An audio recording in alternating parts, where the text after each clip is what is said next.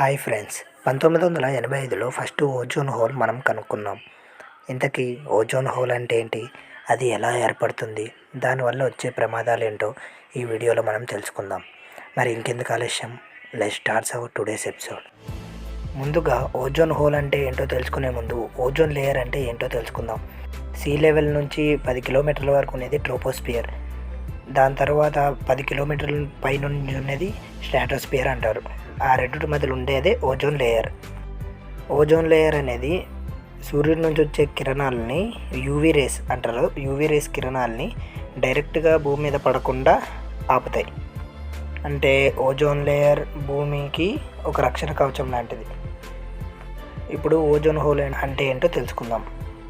Ozone whole అంటే ఇప్పుడు భూమిలో ఉండే ప్రమాదమైన gases, poisonous gases like CFC gases అంటే ఫ్లోరోకార్బన్స్, లేదంటే CO2, మీథేన్, నైట్రోజన్, ఇవన్నీ గ్యాసెస్ అనేవి భూమిపైకి కప్పున చేరుకొని సూర్యుడి నుంచి యూవీ రేస్తో రియాక్ట్ అయ్యి ఓజోన్ లేయర్కి ఒక హోల్ పడుతుంది. దాన్ని ఓజోన్ హోల్ అంటాం. సపోజ్ ఇప్పుడు ఓజోన్ లేయర్ అనేది ఒక 30 రోజులు లేకపోతే ఏమవుతుందో తెలుసుకుందాం. ఫస్ట్ దాన్ని మనం 3 రకాలుగా విభజించుకుందాం. అంటే ఎటువైపు చూసినా భూమికి ప్రమాదం ఉంది ఓజోన్ లేయర్ లేకపోతే అనేది తెలుసుకోవాలి. నెంబర్ 1, ఓజోన్ లేయర్ లేకపోవడం వల్ల సూర్యుడి నుంచి వచ్చే యూవీ రేస్ డైరెక్ట్గా భూమి మీద పడి భూమి మీద ఉన్న చెట్లు, గ్రీనరీ ఇదంతా మినిమం ఒక 30 డేస్లో చాలా వరకు డ్యామేజ్ అవుతుంది. దానివల్ల O2 ఆక్సిజన్ తగ్గిపోతుంది.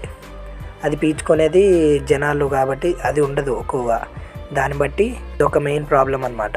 మనిషి ప్రాణాలకు కూడా ప్రమాదం. నెంబర్ 2, యూవీ రేస్ అనేది డైరెక్ట్గా భూమి మీద పడుతుంది కదా, అంటే ప్రతి చోట పడుతుంది.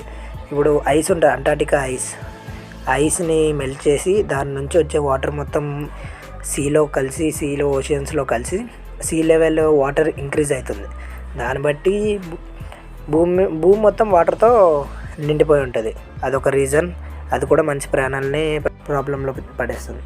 ఇంకోటి, దాంట్లోనే ఐస్లో నేను ఒకసారి విన్నా, అంటార్టికా ఐస్లో చాలా వరకు ఎన్నో వైరసెస్లు దాగున్నాయంట.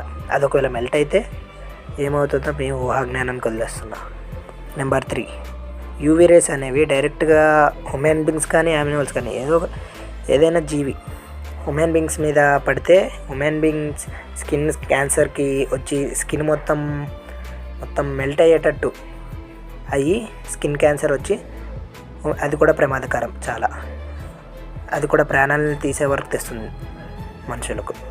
చూశారు కదా ఓజోన్ లేయర్ లేకపోవడం వల్ల ఎన్ని ప్రాబ్లమ్సో. అందుకే మనము ఓజోన్ లేయర్ని చాలా జాగ్రత్తగా కాపాడుకోవాలి. ప్రభుత్వం కూడా దానికోసం చాలా జాగ్రత్తలు తీసుకోవాలి.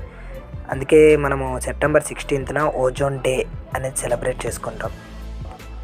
ఓజోన్ హోల్ ఎక్కువగా ఏర్పడేది సిఎఫ్సి గ్యాసెస్ వల్ల గవర్నమెంట్ తెలుసుకొని సిఎఫ్సి గ్యాసెస్ని చాలా ఇండస్ట్రీలో బ్యాన్ చేసింది.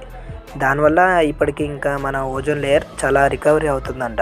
ఇంకా రాబోయే 2045-50 లోపల రికవరీ అవుతుందని అంటున్నారు సైంటిస్ట్. రికవరీ అవుతుందనుకొని మనం కూడా అజాగ్రత్తగా ఉండొద్దు. మనం కూడా ప్రకృతిని రక్షించుకోవాలి. ఈ వీడియో కనుక మీకు నచ్చినట్లయితే లైక్ చేయండి, షేర్ చేయండి. ఇలాంటి మరెన్నో వీడియోస్ కోసం ఈ ఛానల్ని సబ్స్క్రైబ్ చేసుకొని బెల్ ఐకాన్ మీద క్లిక్ చేయండి. Thanks for watching.